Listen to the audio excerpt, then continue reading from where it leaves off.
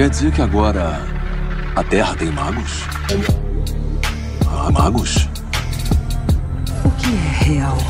Que mistérios estão além do alcance dos seus sentidos? Na raiz da existência, mente e matéria se encontram. Pensamentos moldam a realidade.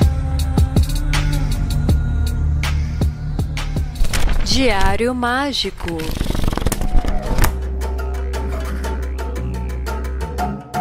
Olá, queridos ouvintes, eu sou Rodrigo Vignoli, seu apresentador, e está começando agora, sim, mais um Diário Mágico. E esse podcast hoje é super especial, porque nós vamos ter a presença do queridíssimo Léo Lousada, lá do Conhecimentos da Humanidade. Eu tive lá, bati um papo com o Léo, com o Bruno, a gente falou sobre o Diário Mágico, a gente falou sobre John Fortune, que é, uma das minhas autoras preferidas e que sempre que eu tenho a oportunidade de falar sobre ela, eu me sinto verdadeiramente honrado. Foi um papo super legal e um monte de espectadores lá do Conhecimentos da Humanidade começou a conhecer o Diário Mágico por causa desse papo. E aí eu falei com o Léo, você tem que aparecer lá, né? É minha vontade de trazer o Bruno também no futuro. Claro que uma coisa de cada vez, porque este nosso podcast é um podcast quinzenal, né? Então a gente só tem 2 episódios do Diário Mágico por mês e a gente tem um episódio do Páginas Abertas, que inclusive tá incrível, né? Uma live que acontece, né, toda primeira sexta-feira do mês, né? Uma sexta-feira à noite, então o pessoal se reúne, é tipo o Jornal Nacional do Esoterismo da Macumbaria.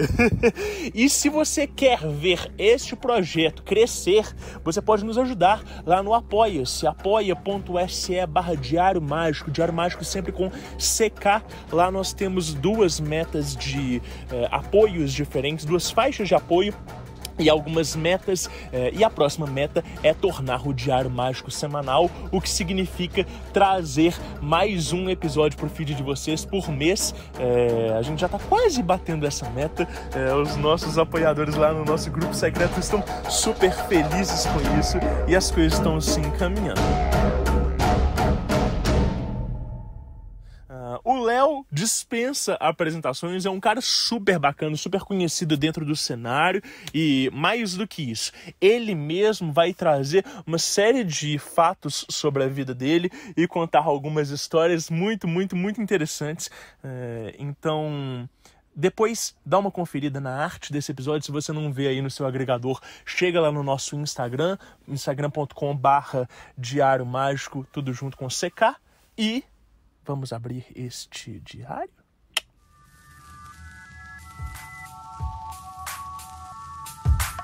Folhas brancas sem pautas para transbordar à vontade.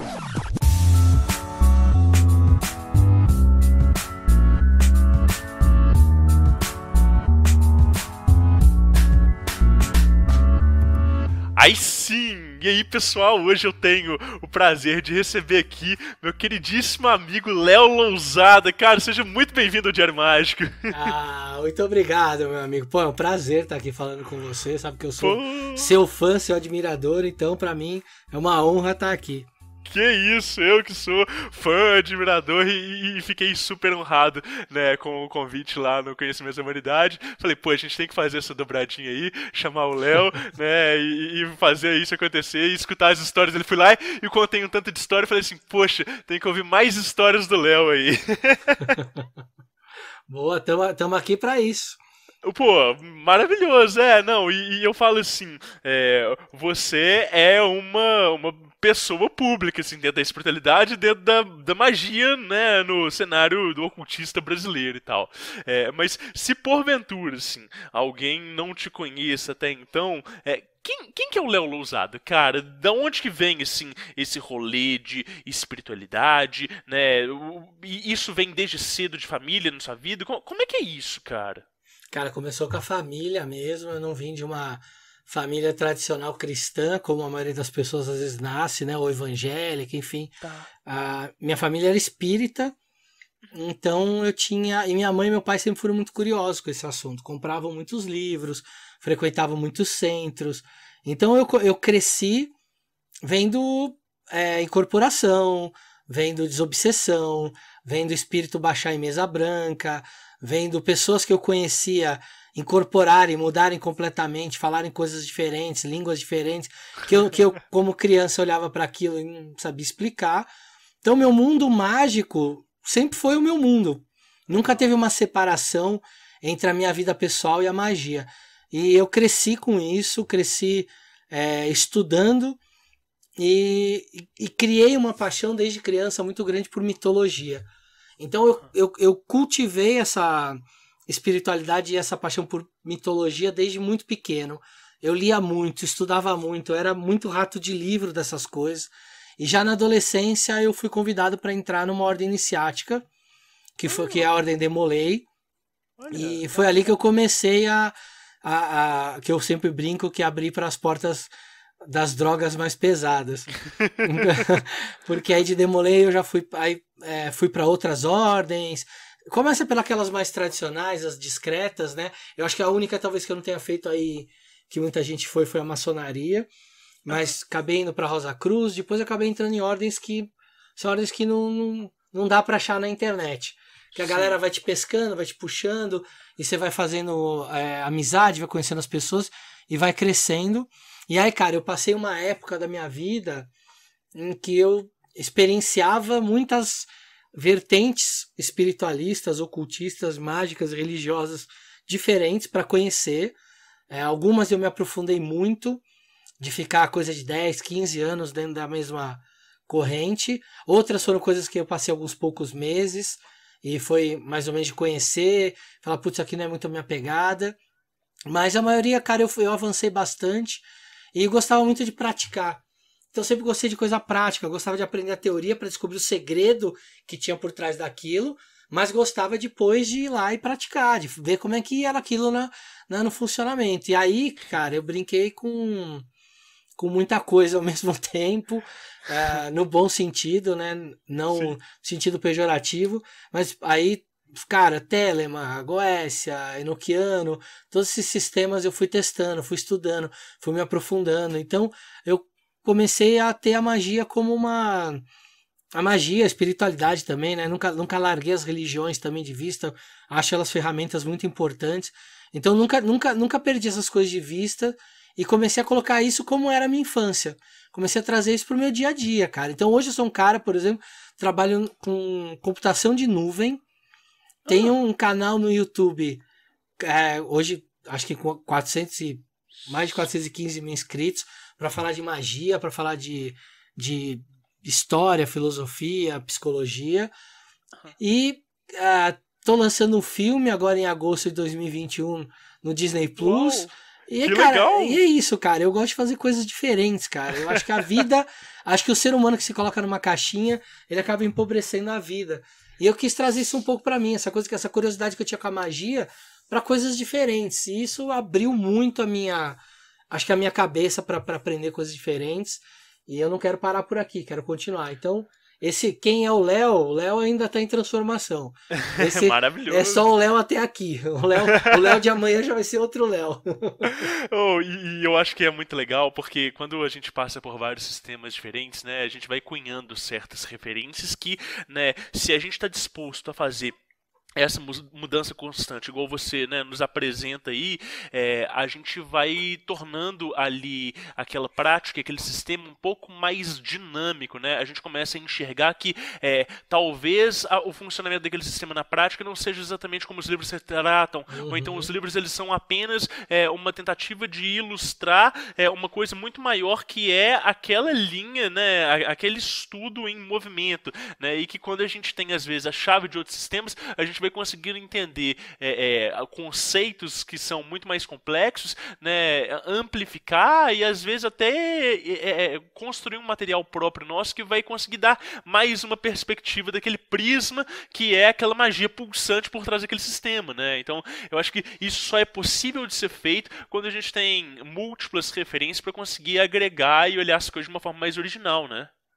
Cara, é isso que você falou, acho que é o caminho natural de todo espiritualista, todo magista.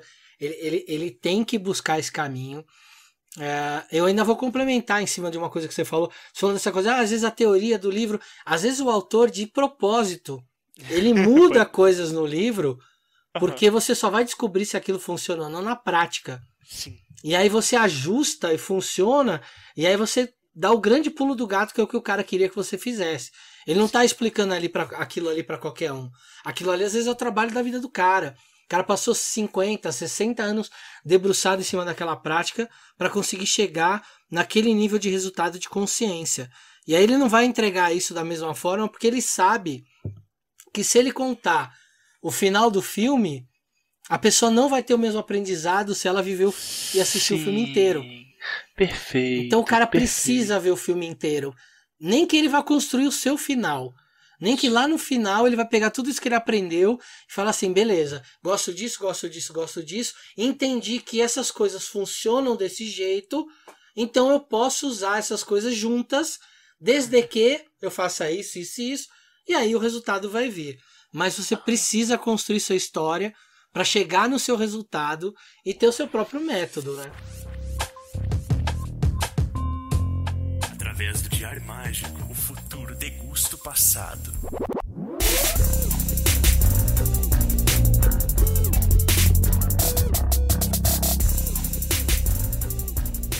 Anote seus resultados.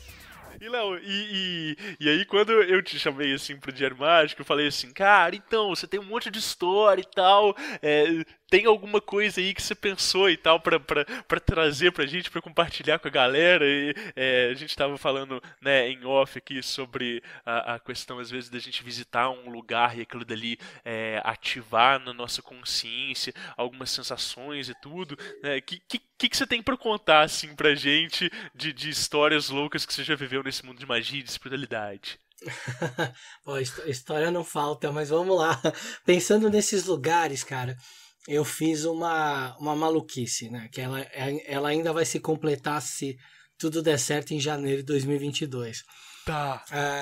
Depois de algum tempo, participando de ordens, participando de uma série de coisas, tem um grupo de espiritualistas, magistas que eu conheço que resolveram que a gente vai montar alguma escola filosófica mágica para que a gente possa passar conhecimento adiante, ter esse círculo de pessoas que querem aprender. E aí é uma escola que tem uma pegada muito forte de mitologia e de outras vertentes. Mas olhando só para mitologia, a gente vai trabalhar bastante com mitologia egípcia, grega e mitologia celta. São mitologias que têm a ver ali com uma estrutura. E, legal. Cara, eu fui para Stonehenge em 2019. Mentira, em 2020, janeiro de 2020. Foi antes da pandemia estourar. Eu fui para Stonehenge. E eu fiz, cara, eu consegui fazer lá. Primeiro que o lugar é incrível. Você sente uma energia extraordinária. É como se você estivesse olhando ali e falando, mano, esses caras há 4.000 anos atrás construíram um lugar que serviu para um monte de coisa diferente. E essas coisas foram rituais, relógio astronômico, astrológico. Meu, isso aqui era o lugar.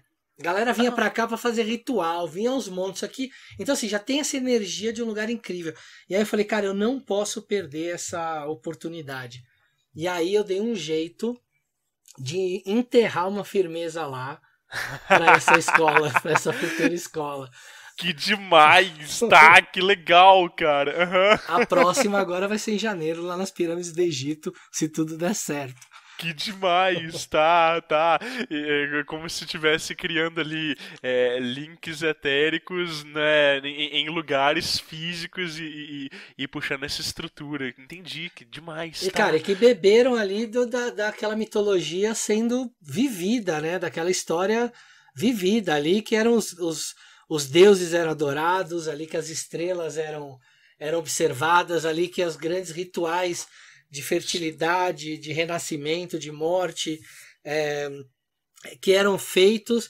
Então, cara, poxa, trazer essa energia e ter uma âncora ali, sabe? Como se fosse um link mesmo de energia. Pô, deu pra fazer e eu fiquei muito feliz com o resultado. Cara, e o próximo é no Templo de Atenas? Não, o que vocês vão arrumar pra... Isso aí, vamos tentar. Próximo, já tá planejado as pirâmides e aí depois vamos tentar ver se tem algum buraquinho lá no Partenon que dá pra fazer isso. Maravilhoso, cara, sensacional. Eu acho que é muito interessante essa coisa de a gente ir em lugares públicos, né, e de como que isso mexe com a gente, cara. Eu tenho uma história que aconteceu comigo uma vez, não era nenhum lugar assim muito grande de histórico, não, mas foi a vez que eu fui nas Cataratas do Iguaçu, naquela, acho que chama Boca do Diabo, né, ou Garganta do Diabo. Garganta do Diabo, isso. E chegando lá perto, o pessoal fala que é um dos chakras, né, do mundo e tal. Eu não sei se realmente tem uma linha-lei ali, mas eu sei que chegando próximo daquela estrutura ali perto, eu senti um medo tão primal, mas tão primal, de eu ter que agachar no chão. Eu tava junto com a minha esposa, que na época era uma namorada, assim. A gente tinha, sei lá, 1 ano, 2 anos de relacionamento e tudo. E um medo tão primal de algo que tocou, assim... sei lá, cara, se eu fosse dizer hoje, era como se eu tivesse a sensação de ter tocado o abismo, saca? E foi algo inconsciente, inconsequente, que eu não sei se era do espaço, de várias pessoas se suicidarem ali, ou se aquilo dali tem a ver com alguma memória que foi ativada em algum tipo de gatilho, né? Ou se aquilo dali se relacionou com o meu subconsciente de alguma forma. Eu não sei o que aconteceu, mas eu levei assim uns 2 ou 3 minutos para me recuperar, e é algo assim inédito para mim, porque eu sou uma pessoa muito, muito equilibrada e muito estável. E esse fato, ele se desenrolou no dia inteiro, porque no final desse dia, à noite, eu e ela exaustos no hotel, e ela vai e tem uma incorporação inconsciente de uma entidade que vem assim do nada. É a primeira vez que nem sabia que ela tinha mediunidade. Na época tava assim, estudando magia, sabia fazer algumas coisinhas assim, mas tipo assim, eu não, de uma hora pra outra ela levanta e já não é mais ela, falando com outra voz, e não era nem tipo entidade de Umbanda, mas sabia tudo da minha vida e coisas que ela não sabia e tal, e eu falei, cara, que dia esquisito, foi inevitável linkar com o lugar, saca? Então, às vezes a gente tem essas coisas de trazer umas coisas à tona e ter que lidar ali com um evento que ele foge da normalidade, cara. Cara, você falou de incorporação, de lugar. Eu passei muito tempo visitando terreiro. E Sim. Uma vez, cara, eu fui num terreiro. E era um terreiro de Umbanda, da linha da Umbanda Sagrada, né? Do Saraceni.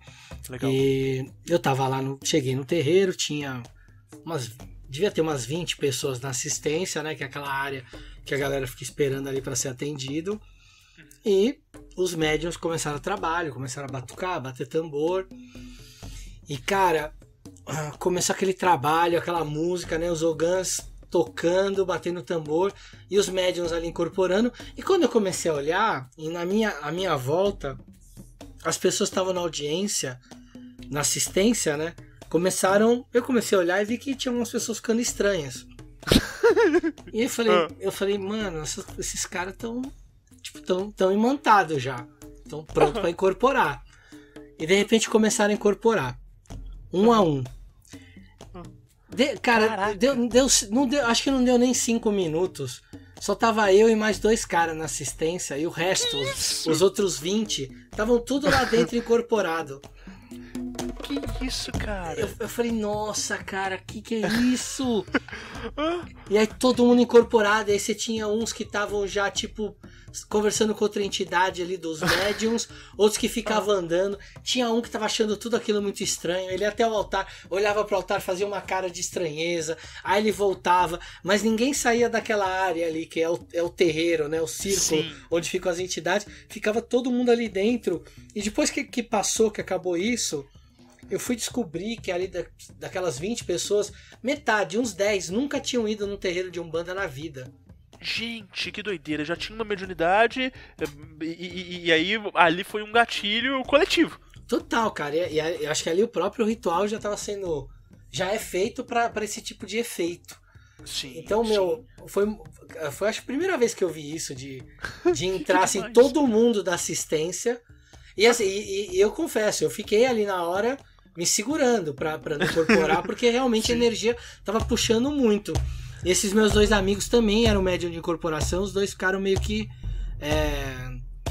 se segurando a onda. E eu acho que o resto da galera nunca tinha incorporado nem nada, então, a hora que veio a energia, o cara foi embora, e aí levou. Foi uma concentração de médiums por metro quadrado que eu vi no centro ali, porque entrou a assistência inteira lá dentro. Tinha alguma coisa diferente no ritual esse dia específico pra virar esse ambiente, não? Cara, nada. Era um dia normal, até de atendimento. Eles estavam começando ali com o desenvolvimento dos médiums, como ainda esse terreiro fazia na época, mas não tinha nada de diferente. Acho que era a pegada mesmo ali da energia do centro. Eu já fui em outros terreiros da linha da Umbanda Sagrada do Saraceno em que aconteceram coisas parecidas. De tocar e de ver gente na assistência começar a incorporar, os médiums conduzirem lá pra dentro. Mas dessa vez os médiums não precisaram fazer nada. Eles começaram a tocar, todo mundo foi incorporando e foi entrando. Que demais. E eu falei, caramba, olha isso, maior criação de médiums aqui em menor tempo aqui. Isso devia estar no Guinness, porque uma galera que não era nem sabia o que era Umbanda, já estava incorporando e entrando ali na área de atendimento já. Cara, que legal.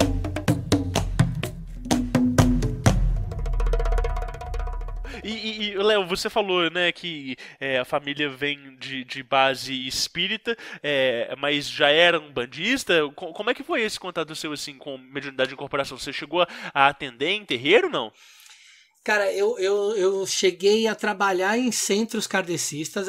A minha família sempre foi muito de frequentar os centros kardecistas de Mesa Branca. Várias linhas diferentes, centros muito diferentes um do outro. Às vezes até eu brinco lá no canal, falo assim, uma vez eu fui no terreiro, aconteceu tal coisa, a pessoa fala, isso aí não é espiritismo. Eu falei, talvez não seja o seu espiritismo. Sim. Porque em vários centros que eu já fui kardecistas diferentes, eu já vi coisas muito diferentes uma das outras, e a mesma coisa que acontece no terreiro. Mas terreiro mesmo, cara, eu comecei, a minha família, eu não lembro de ter ido até os meus 18 anos com a minha família em um terreiro. Eu fui a primeira vez que eu lembro consciente de eu ir sozinho, com 17 para 18 anos, e aí foi daí em diante que eu comecei a ir. Eu fiz teve uma época que eu fiz um tipo de atendimento de desobsessão. Era um terreiro em que a gente atendia pessoas lá. Um terreiro não, na verdade era um centro kardecista, mas ele tinha um pezinho na Umbanda ali também. Ele tinha um dia que ele fechava para estudo de Umbanda e incorporação dos guias da Umbanda. Mas os outros dias, quando era aberto para o público, ele era kardecista. Então o público achava que era kardecista. Só que ele tinha uma coisa muito legal que era assim. Tinham muitas pessoas que estavam muito mal e que elas não conseguiam ir até o centro para tomar um passe, para fazer uma desobsessão. Então a gente tinha um grupo dentro do centro que ia na casa das pessoas para fazer esse tipo de atendimento. Então a gente tinha basicamente dois grupos. Um grupo que ia dar passe, às vezes por pessoas acamadas, por problemas de saúde, ou o outro grupo, que era quando tinha algum caso de alguma possessão. Da pessoa tá, possuída e não conseguir sair da cama. Sim, galera do exorcismo mesmo. Total, então a gente ia para fazer isso. Então ia um cara primeiro, um psicólogo, ele ia conversar com a família, esse psicólogo era do centro, e ele ia fazer meio que um primeiro termômetro ali, para ver se aquilo era alguma questão psicológica, ou se realmente tinha alguma coisa ali que tava estranha. Em geral, sei lá, 95% das vezes, era algo psicológico. Sim. Então já tinha ali um caminhamento espiritual para fazer uma limpeza, um trabalho, mas a pessoa era conduzida também a algum tipo de tratamento ou psicológico, ou psiquiátrico, ou os dois. Legal. Mas existiam os casos que fugiam dessa leitura psicológica. E aí é quando a gente ia. E aí eu fui alguns anos que eu fiz isso, cara, de ir em casa de pessoas, de desencapetar mesmo, cara, de fazer exorcismo de verdade. Sim, e é bizarro, né? Os efeitos e a gente sai de lá exausto, né? Suando todo mundo. Total, cara. Eu tive casos que foram 3 dias. Que isso? Porque já tava muito tempo. Sim. E aí, pra tirar, pra exaurir, e tirar e conseguir convencer de sair, cara, foi muito tempo. Então, assim, tiveram casos que foi coisa de 20 minutos. Sim. E chegar lá e, beleza, faz a ritualística, tenta trazer ali um pouco do que você precisa para preparar o ambiente para convencer aquele espírito a ir embora. Mas teve casos, cara, foram 3 dias, cara. 3 dias trancado num quarto com mais 2 pessoas me ajudando e com a pessoa lá e deixando de vez em quando a família entrar para conseguir tirar e até conseguir tirar, cara. E a pessoa, ela até aquele momento, ela não tem exatamente consciência de que ela tá ali dividindo a consciência dela com outra coisa, até que o negócio começa a pegar e a pessoa às vezes desacorda, às vezes ela tá presente ali, tipo, o que tá acontecendo, né? É uma loucura. Total, cara. Você tem casos de quando quando esse tipo de obsessão já acontece há muito tempo. Sim. O obsessor, ele consegue tomar consciência, tomar frente. Sim. E a pessoa, ela apaga. Sim. Ela não lembra do que aconteceu. Agora, eu já peguei casos de assim, da pessoa chegar no centro e falar, meu, tá acontecendo isso agora. E a gente correr na casa da pessoa e demorar ali um pouco pra tirar e tudo. Mas a hora que a pessoa volta, ela lembra de tudo que aconteceu e ela consegue te contar quais foram as percepções que ela teve daquela entidade, daquele espírito, aquele obsessor que estava ali junto com ela. Acompanhando, Não, isso quando as pessoas vão lá e fazem uma limpeza superficial, acham que tira e volta, e depois as pessoas começam a duvidar e acham que é coisa da cabeça dela e tal. Precisa de realmente uma preparação e uma observação posterior também, né? Porque se havia aquilo ali, existe algum tipo de desequilíbrio, e se existe um desequilíbrio, existe uma brecha, e essa brecha pode ser aproveitada por outras situações, às vezes piores, né? Mais bizarras. Total. Então você tinha esse trabalho prévio para determinar que tipo de interação ia acontecer naquele caso, e depois tinha o trabalho posterior, que aí era uma lição de casa mesmo que era dada, ó, você vai ter que fazer isso. Você vai ter que ir no centro durante 7 meses, você vai ter que fazer não sei o quê, porque aí era uma forma de você ritualizar com aquelas pessoas que muitas vezes não tinham ideia do que era aquilo, do que elas estavam fazendo, mas era uma forma de criar um ritual para destruir essas brechas, fechar essas portas, para que não acontecesse esse tipo de coisa de novo. Porque era muito comum a gente, em lugares que o pessoal fala, pô, mas já veio aqui padre, já veio aqui, e não resolveu. E a gente fala, beleza, nós vamos resolver agora, mas se não fizer isso aqui depois, vai continuar. Então isso depende de vocês agora. E aí, pelo menos a gente conscientizava muita galera. Eu não lembro de nenhum caso que a gente teve que voltar ou que alguma coisa desandou assim. Sim. Cara, eu acho que uma das coisas mais difíceis quando a gente está falando com pessoas, eu não vou nem dizer leigas não, mas que tem às vezes um nível de entendimento né, aquém daquelas técnicas, aquém do que a gente está fazendo, a gente conseguir conscientizar do que são esses diversos estágios, né, não só de consciências, mas de energia, né? Então eu vejo muitas vezes as pessoas acharem que elas são muito autossuficientes, ou que às vezes as práticas elas dão conta de tudo, sendo que muitas vezes as pessoas elas não têm tanta noção e tanto entendimento das variedades de fenômenos, né? E aí quando você vê assim, uma pessoa que é ingênua nesse ponto de falar assim, o padre veio aqui, tá, beleza, mas coitado, o que o padre tem, né? Ele tem ali o ritual romano, ele tem a prece dele, ele tem a fé, mas muitas vezes ele não está munido de recursos que consiga lidar com aquilo dele de forma direta, né? A fé dele é uma forma de atuar de uma forma mais indireta e muitas vezes ele não tem ali a percepção do fenômeno. Claro que talvez eu esteja menosprezando muito assim, o entendimento do padre, ele tem todo um estudo, ele lida com isso de forma constante ali no dia a dia dele, mas eu acho muito que o estudo técnico ele faz uma grande diferença do que só uma teologia, só um entendimento da fé aplicada cotidiana. O que você acha disso? Não, cara, isso é assim, e não só é assim que a própria igreja ela assume isso. Ela assume que os padres não podem fazer esse tipo de ritual porque eles não sabem. Então a igreja tem os exorcistas da igreja, que são padres especificamente treinados para isso, que sabem distinguir uma possessão de um caso psicológico, porque isso dá um BO gigante para um padre se ele não fizer a coisa do jeito certo. Então a igreja tem toda uma preparação, tem todo o estudo. São poucos esses sacerdotes no mundo que podem fazer exorcismo, porque, cara, você usou uma palavra que quando acaba pro exorcista, quando acaba o momento, você tá exaurido. Sim.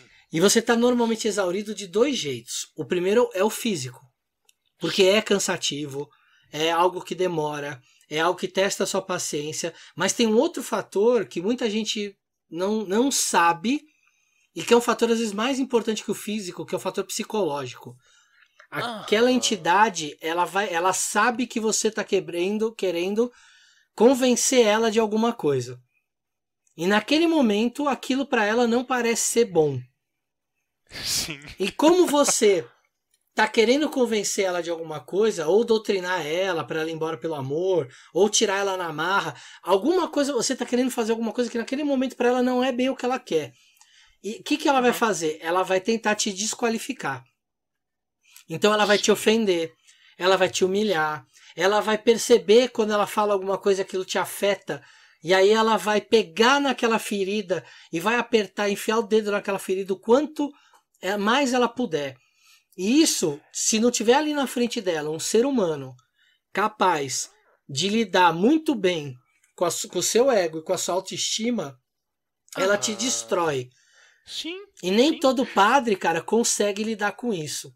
Não. Por isso que você tem os caras que são preparados para chegar ali na hora e saber que aquele espírito, aquela entidade vai tentar de todo jeito te diminuir, te desmerecer, porque ela sabe que se ela fizer você perder a vontade, né? Essa sua autoestima, a sua vontade, a sua eloquência, a sua capacidade de acreditar no que você está falando.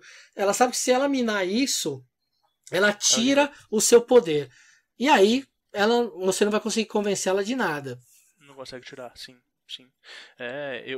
Eu falo assim que às vezes a entidade ela já está exausta, está prestes a sair, mas ela não cede, não demonstra fraqueza até o momento decisivo, né? E aquele momento decisivo às vezes tá ali a 5 minutos da expulsão, e você não sabe, parece que tem uma eternidade ali antes disso, né, cara? Eu falo assim, eu tenho aquela política, a mesma política dos Estados Unidos de tipo, eu não negocio com o terrorista, sabe? Então, tipo assim, eu, dentro do meu entendimento, né, quando eu vou fazer um trabalho desses, eu nem uso esse paradigma muito da vontade de convencer o espírito, não. Na verdade, vai sair porque sim. Knock, knock, who's there? Democracy. Né? É tipo isso. Mas, cara, que doido, tá? E esse grupo aí eram muitas pessoas ou não? Era você e mais quantos? A gente trabalhava com grupos pequenos, então em geral iam 2 ou 3 pessoas para fazer esse tipo de trabalho na casa das pessoas. Então a gente tinha alguns grupos desses e eu era uma dessas pessoas de um desses grupos. Então às vezes a gente ia em 2, às vezes ia em 3, mas nunca ia sozinho, porque ir sozinho era pedir para dar ruim. E mais do que isso também, é mais fácil de desestabilizar, né, Léo? Sim, total. Você tá ali sozinho, se o bicho consegue chegar em algum ponto ali que te machuca. Tinha horas, cara, que você podia não estar num dia muito bom e ia fazer esse tipo de trabalho e a entidade começava a te pegar ali, o obsessor começava a te pegar ali em algum ponto que você falava, cara, tá me pegando bem num ponto hoje que não tá legal. Ali na hora você já trocava. Você já dava um sinal para alguém já entrava no seu lugar e já assumia a frente. Então, isso era até uma forma porque da mesma forma, como você disse, que você não sabe que o obsessor tá ali a 5 minutos de desistir, ele também não sabe se você tá a 5 minutos de desistir. Sim. Então ali é quem tá mostrando quem tá mais forte. E se de repente o cara vê, puta, são 3, eu não consegui dobrar nem o primeiro ainda, tem mais 2, Aí isso começa a dar uma minada, entendeu? E, cara, eu já peguei caso de entidade que não teve conversa, teve que sair mesmo na indelicadeza. Sim. Mas teve entidade, cara, que com 10 minutos de conversa saiu de boa. Que legal, olha só. E isso me poupou um trabalhão muitas vezes. Então, cara, depende muito do que eu sinto na hora. Ali eu consigo meio que olhar alguns caminhos e aí dá pra tomar algumas decisões de ir pra um lugar ou outro. Já teve lugar que eu entrei... Eu lembro quando eu era mais moleque, tinha 20 e poucos anos quando fazia isso. Mas uma das primeiras vezes eu queria mostrar serviço, queria mostrar que eu era foda, que eu não tava ali à toa.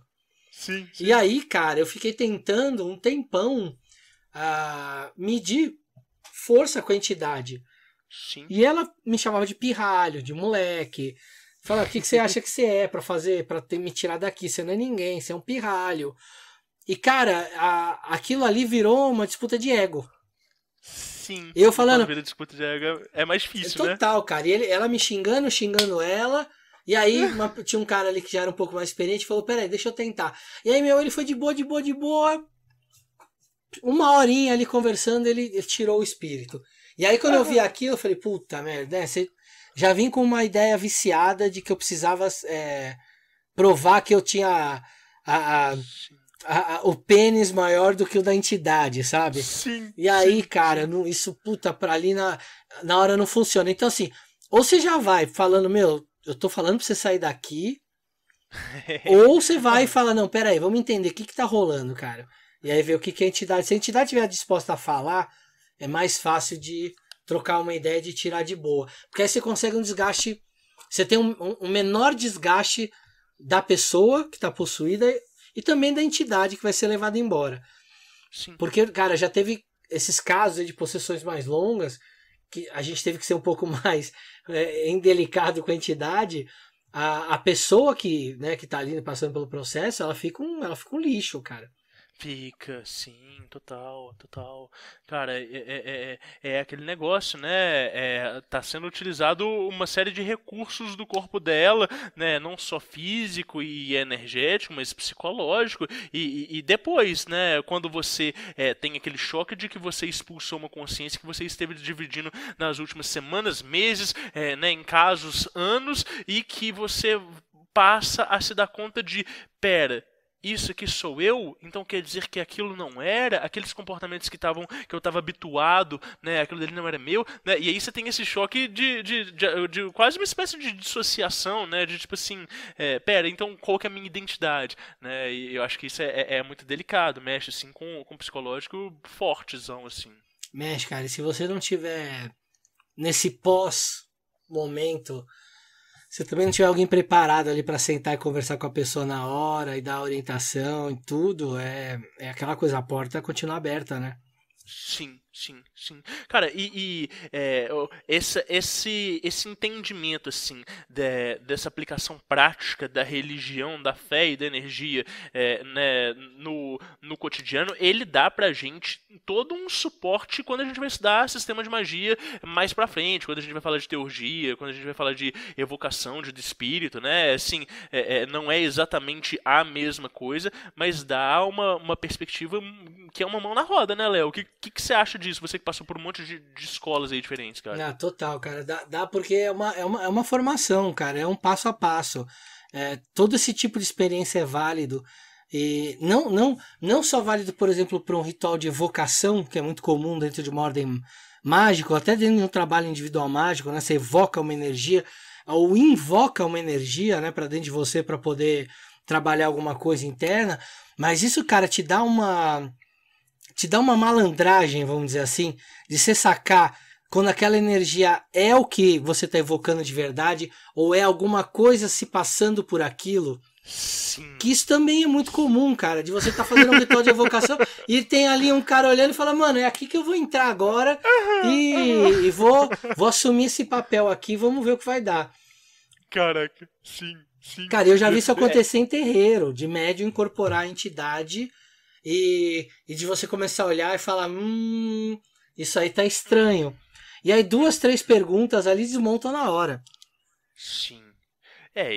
E aí na hora que desmonta, fica meio esquisito, né? Porque a moral do médium que tava incorporando também vai lá embaixo, né? Vai, cara. Vai, mas aí... Vai, cara. E é difícil enquanto ser humano isso acontecer, porque quando essa moral vai lá embaixo, o ego chora.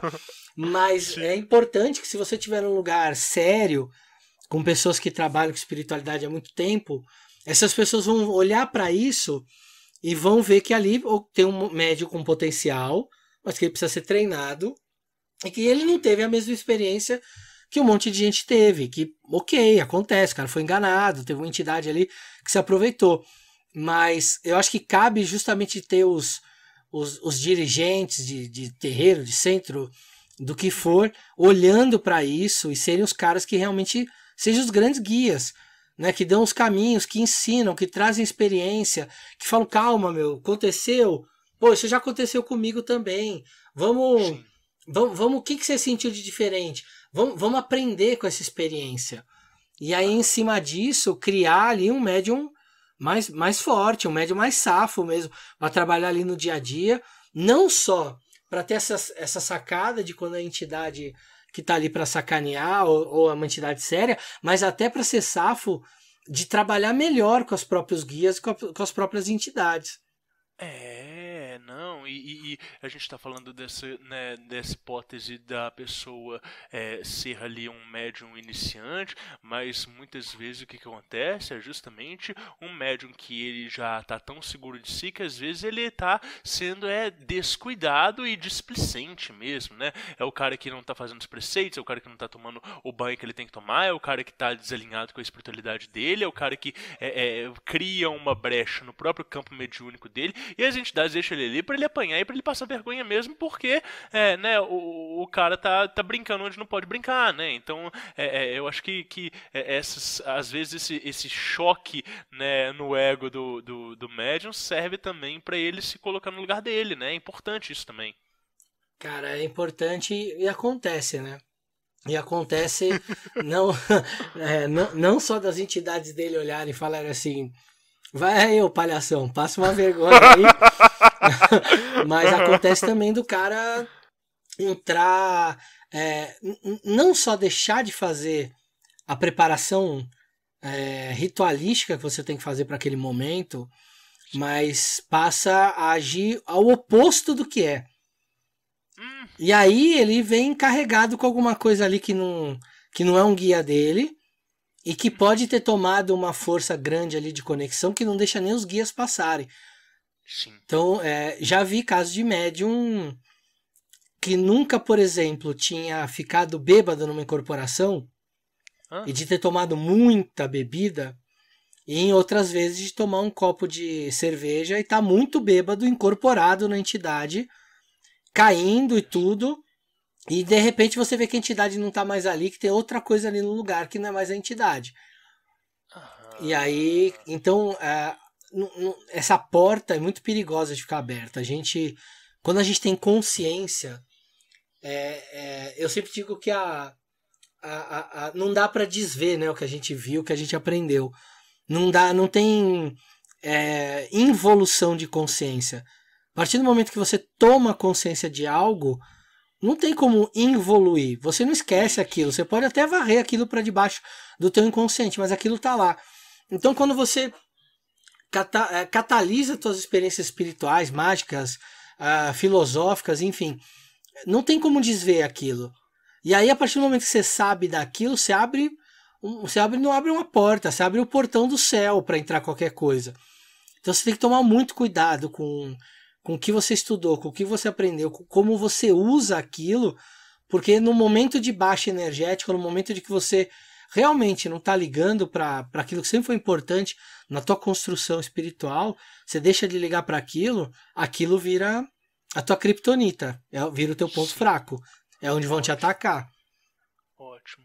É isso, né? Assim, tem erros que eles são reparáveis, mas tem erros que eles vão custar muito mais caro, né? É por isso que a gente fala, desenvolvimento mediúnico ele tem que ser feito junto com pessoas que são responsáveis, junto com uma rede de segurança, junto com pessoas, principalmente, que vão ter um senso crítico para conseguir né, perceber quando tem alguma coisa errada e apontar, porque é pelo contraste que a gente consegue né, estabelecer as referências e estabelecer o que é harmônico e o que não é. Quando a gente está por conta própria, né, a nossa autoimagem, a nossa autocrítica, muitas vezes ela ignora boa parte dos contextos, justamente porque essas entidades elas conseguem enganar o nosso ego, e se conseguem enganar o nosso ego, conseguem enganar por extensão, né, ali essa crítica, essa nossa percepção, e aí você passa a se identificar com uma possível consciência que está te enganando como se fosse um grande mentor, né, e a partir do momento que estabelece aquele vínculo de intimidade energética, ele aprende a ter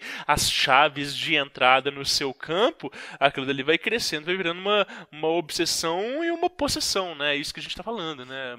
Cara, doideira. E a gente tá falando de terreiro, porque é o lugar mais comum que a gente vê em corporação. Mas eu já vi isso acontecer em ordem secreta, em ordem mágica. Então, assim, já vi isso acontecer com caras que diziam grandes magos. Então, se você não tá sempre vigilante, é o famoso orai e vigiai. Então, tá sempre praticando sua espiritualidade, sempre vigia seus pensamentos, suas emoções, seus atos, suas ações, porque são nessas brechas que, se você é um farol na escuridão, se você se considera esse farol espiritual dentro de uma escuridão de consciência, não esquece que o farol ele atrai insetos. Atrai pra caramba, sim.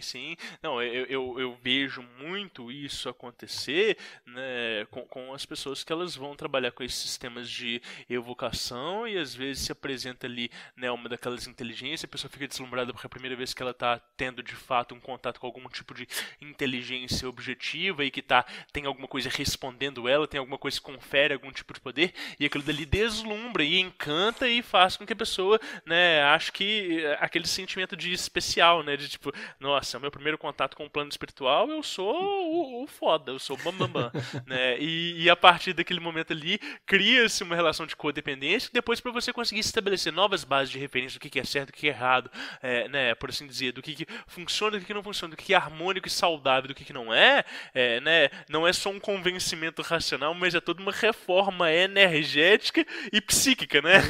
Total, cara, total. E é isso que você falou, o cara sai de lá e falou, eu sou o novo Crowley, sou a nova Blavatsky, eu falei com o espírito, e ele me ensinou uma lição, não, calma aí, gafanhoto, calma aí, volta uns passos, vamos conversar, abaixa essa bola aí, porque não começa assim. Eu sou o avatar de Paimon nessa terra e todos devem... Daí a pouco vira o filme lá do Paimon...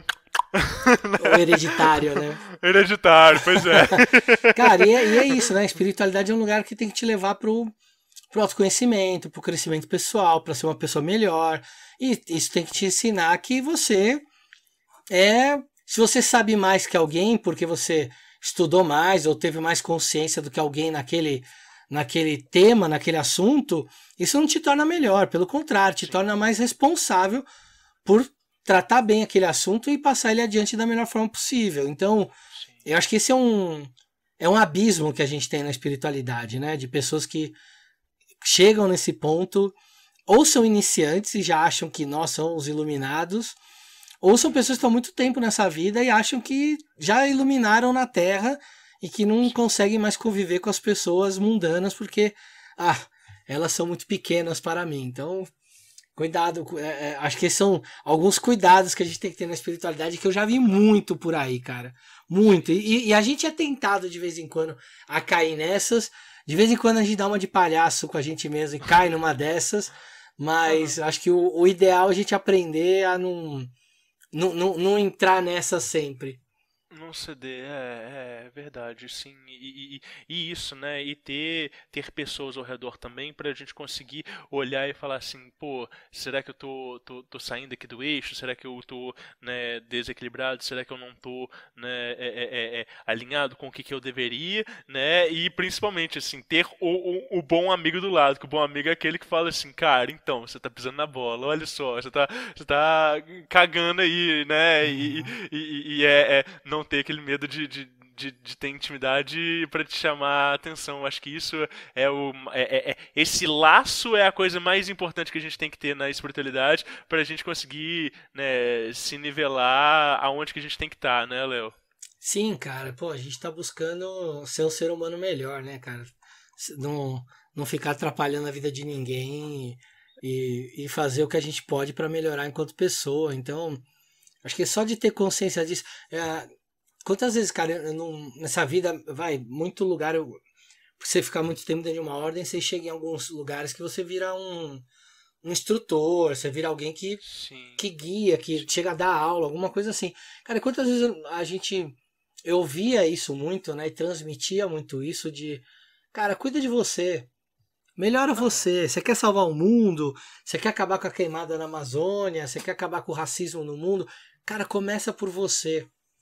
Sim. Vamos trabalhar dentro de você o que você precisa melhorar, vamos se torna essa pessoa realmente estruturada para você conseguir ajudar os outros. Cara, eu lembro quando eu tava com uns 27 anos, bem naquela virada que a gente tá ali, né, entre os 27 e os 29, o famoso retorno de Saturno, bem naquela hora que você tá tomando umas porradas da vida para tomar direção. E, cara, eu fui num terreiro e, pô, já estudava desde criança, né? Já tinha participado de um monte de ordem, já tava ali num ponto que eu olhava e falava assim, pô, cara, eu já sei legal. Eu não sei tudo, mas eu sei bastante coisa. E aí eu fui num centro e falei pra entidade, pô, eu queria muito começar a trabalhar, mesmo com espiritualidade, sabe? De ajudar as pessoas, de, sei lá, de ter um terreiro, de ter alguma coisa que eu possa ajudar. E a entidade virou pra mim e falou assim, como é que tá a sua vida financeira? E aí eu falei assim, não tá grandes coisas. Ela falou, então, filho, você não arrumou nem sua vida financeira, quer arrumar a vida dos outros? Legal. E aí já veio já veio o chute na cara.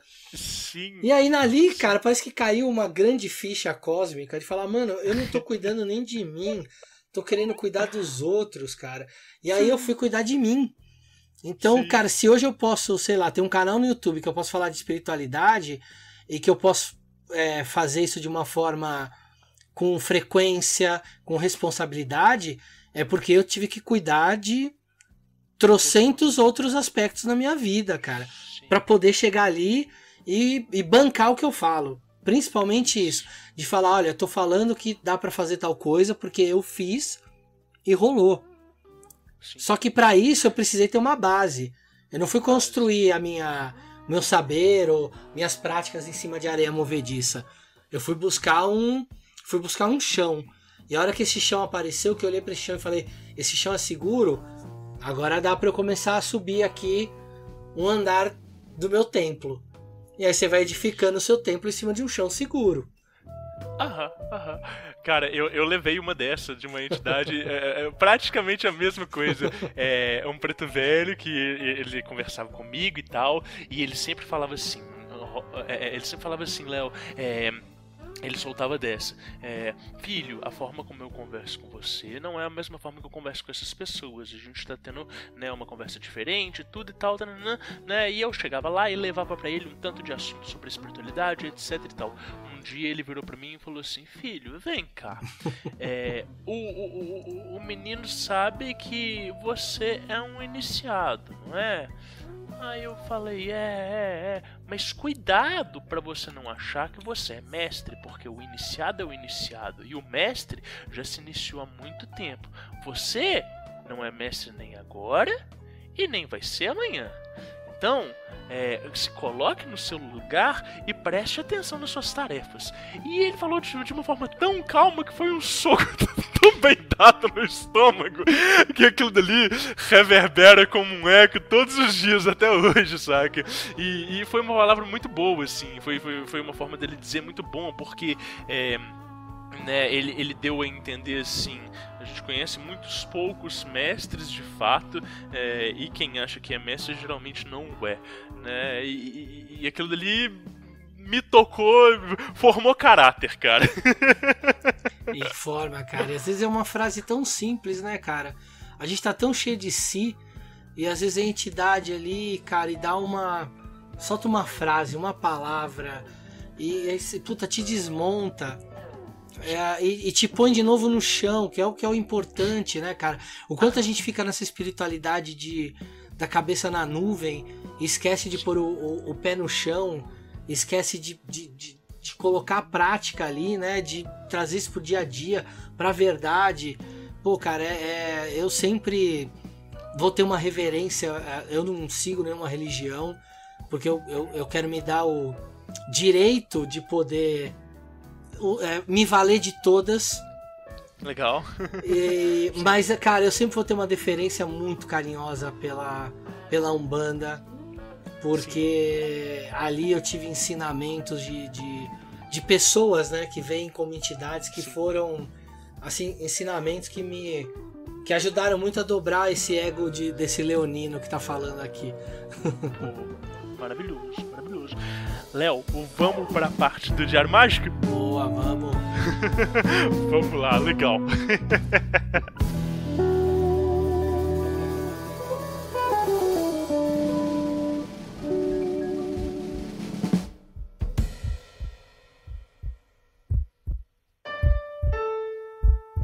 Não importa o que dizem a você, palavras e ideias podem mudar o mundo.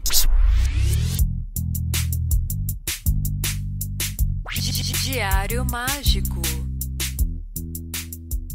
Léo, você tem essa prática do Diário Mágico? Isso existe na sua vida desde algum tempo? Ou já teve e não tem mais? Como é que é isso, cara?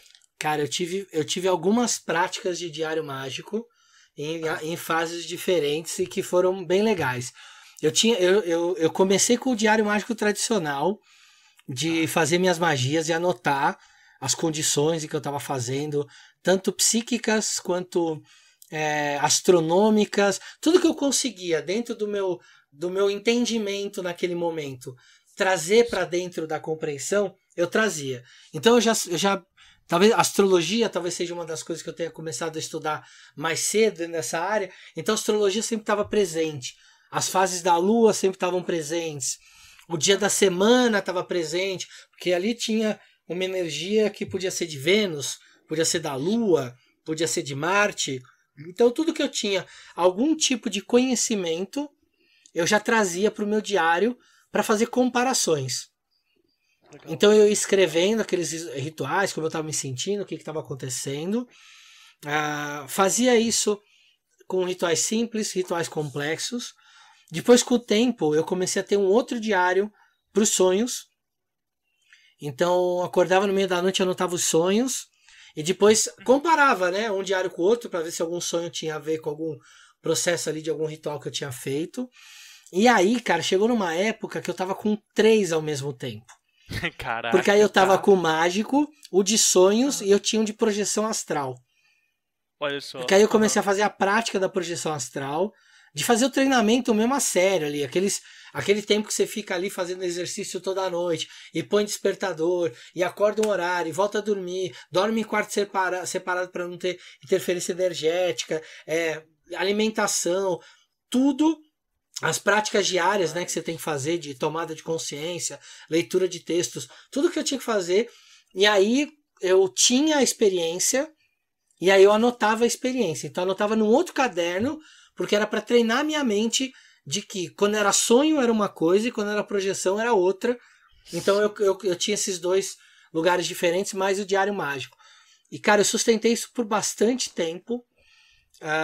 E aí, com o tempo, eu fui deixando de lado de projeção eu parei de treinar a projeção e de fazer. Depois eu deixei um pouco de lado de sonhos, porque o que eu comecei a fazer? Eu comecei a acordar, já interpretar meus sonhos, já trazer a lição daquele sonho e guardar aquilo de forma consciente para mim. Então, às vezes eu anotava só uma frase que era a síntese daquilo para que eu conseguisse fixar aquele conhecimento e ficar com ele. Isso me ajudou bastante, cara, a ter déjà vu e controle sobre os déjà vus. Foi uma época bem legal, cara, de eu estar numa situação, de eu lembrar do déjà vu, lembrar de quando eu tive o déjà vu, e aí eu consegui mudar ali alguma coisa que ia acontecer naquele momento, porque eu sabia o que eu ia falar e qual era a reação que ia gerar. Sim, que massa. Cara, isso foi muito louco, cara. Eu me senti uma época vivendo como se eu estivesse, tipo, fora da Matrix, assim, sabe? Tipo, observando o negócio de fora. E aí depois eu mantive só o Diário Mágico, cara. Aí, o Diário Mágico, eu tive... Acho que talvez a prática mais longa que eu tive até... Ano passado, eu usei bastante o Diário Mágico. Era algo que eu visitava ou diariamente ou semanalmente para escrever tudo. E eu tenho um caderno aqui que é o meu Diário Mágico dos últimos 11 anos. Que eu passei por um processo bem profundo de autoconhecimento. Então esse caderno para mim vale ouro. Porque ele tem ferramentas incríveis sobre mim ali naquele caderno. E aí agora eu parei ano passado. E a minha ideia é que agora, com esse novo processo que eu quero iniciar, eu comece um novo diário para esse novo processo. Sim, que massa, entendi, tá? E essas escritas todas feitas à mão, assim, Léo? Tudo à mão, cara. Ou caneta ou lápis, mas tudo à mão, cara. Nada no computador. Eu tentei usar o computador uma época, e foi um pouco do que a gente falou lá na live do canal. Cara, o movimento motor... Ele é pedagógico, cara. Ele é didático, ele te ensina, ele reforça o pensamento do que você está transformando teu pensamento em matéria. Então, eu gosto de escrever, cara, tudo escrito. A gente falou disso na live e eu fico pensando assim que essa nossa relação com o digital parece que é uma relação de exportar, de colocar para fora, de publicar, de colocar para o mundo, né? E essa relação de gente colocar as coisas no papel, de materializar, né? De isso que você está falando de transformar em matéria, parece que é uma forma da gente acumular, de colocar mais, né? Então, quando a gente coloca um diário virtual, fica parecendo meio que você está deixando as coisas ali e que aquilo dali não vai ser revisitado, mesmo que isso não seja verdade, mesmo que as pessoas elas tenham aí alguma disciplina, né? Eu fico pensando que o nosso hábito tem sido tanto esse de usar o digital para se conectar e para publicar informações que acaba que a gente trata também aquela informação de uma forma diferente, a meu ver. Não sei se faz sentido assim, mas é uma tentativa de pensar isso né, nesse contexto psicológico, assim. Total, cara, total. E assim, para mim isso faz muito sentido. Mas pode ser que alguém fale, pô, Léo, sei lá, cara, eu gosto de escrever no computador. É mais prático, é mais rápido. Beleza, tá ok, né? Eu acho que o importante no fim é você ter a prática ali, o registro, entender que isso é uma prática que te faz melhorar e te faz poder refletir sobre você mesmo. Então faz, cara, faz porque é bom. Agora, se você conseguir ter essa disciplina de escrever no papel, eu não sei, cara, não sei se isso é um anacronismo meu, mas eu acho que é alguma coisa que, pelo menos da forma com que a gente foi educado, treinado de aprender, com caligrafia, vai lá, repete, reescreve, acabou que isso de alguma forma ficou marcado como uma forma de aprendizagem. Então, para mim é muito fácil jogar isso num papel e depois pegar esse caderno e sair folhando ele, e aí sentir o papel ali, você folhando e lendo aquelas histórias. Aquilo dá um prazer, cara, que é muito legal. Sim. E de novo, né, voltando assim pro início do nosso tema, transporta a gente, né? O ler aquelas linhas, aquelas palavras naquela ordem, transporta a gente para aquele evento, para aquele momento específico em que aquilo dali foi registrado ou foi realizado e tal, né? Então, É um portal para outras tantas dimensões, né? É um museu escrito. Total, cara, é isso mesmo. E é um museu sobre você. Você são todas as obras de arte que estão ali. Ô, Léo, e pra estocar, né, e guardar esses diários aí, você tem esse hábito ou não? Já descartou o diário? Cara, teve um que eu queimei, Aham. que era bem antigo, e eu acho que ali já tinha... tudo que tinha ali já tinha sido superado. Ah, entendi. E eu tava, acho que, em outra volta da espiral ali, daquelas coisas. E era algo muito antigo que era uma... Eu li aquilo e falo, cara, eu não consigo mais me reconhecer aqui. Eu não sou mais essa pessoa.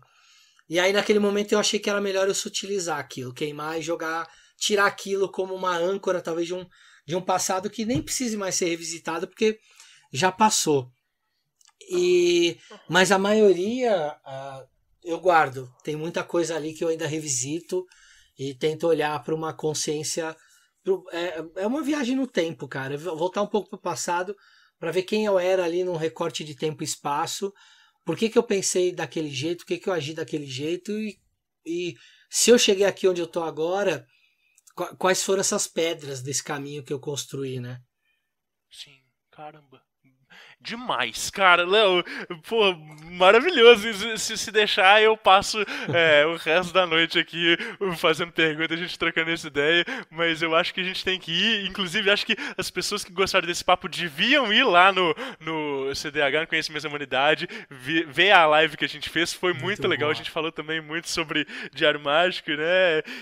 Pô, eu queria te agradecer pra caramba por ter aceito esse convite, por ter compartilhado essas histórias com a gente. E onde que o pessoal, Léo, pode te encontrar né, faz aí se tem algum jabá e tudo, onde que o pessoal pode encontrar Léo, né, na internet afora. Legal, cara. Pô, obrigado pelo convite, cara. Você sabe que eu sempre tive você em alta conta, então é um prazer de estar aqui. Não canso de falar isso, porque você é um cara que, nesse meio, sempre foi um cara transparente, de coração aberto. Então, pô, isso faz uma baita diferença. A gente percebe isso. E para quem quiser conhecer um pouco mais, tem o canal no YouTube que é o Conhecimento da Humanidade. A gente fala de psicologia, mitologia, religião, magia. Tem no nosso Instagram, que é oficial CDH. Normalmente é por lá que a gente manda os recados pra galera. Tem o meu Instagram também, que é o Léo P. Lousada, esse P mudo, P de pato mudo, né? Léo P. Lousada, que é o meu Instagram. Também dá pra me achar por lá e manda lá um direct, alguma coisa, se tiver com alguma dúvida, quiser conversar, volte e meia eu tô por lá respondendo o pessoal. Pô, maravilhoso. Quando você voltar aqui no Diário Mágico, Léo, já vai ser outra conversa, com outras perspectivas, outras histórias, e eu tenho certeza que até lá já vai ter muito mais coisa interessante pra gente trocar ideia. Cara, torço pra que suas palavras virem realidade. Pô, maravilhoso, não tem como ser diferente. Cara, mais uma vez, muito obrigado, você é muito incrível. Tamo junto, meu amigo. Valeu. Valeu.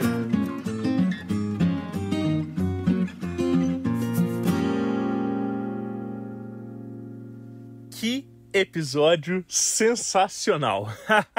O Léo é muito incrível e se vocês ouviram até aqui, eu espero que vocês tenham gostado demais desse compartilhamento de histórias. A gente está sempre aberto a sugestões de outros participantes. Claro que a gente tem muita gente em mente, claro que a gente já tem muitos episódios engatilhados, mas é bom escutar de vocês sugestões e convites. A gente vai conseguindo ampliar as nossas possibilidades e chegar também cada vez em mais ciclos, né, furando essa bolha da comunidade esotérica e conseguindo comungar com espiritualidade, com macumbaria, com outros tantos meios que às vezes não aparecem.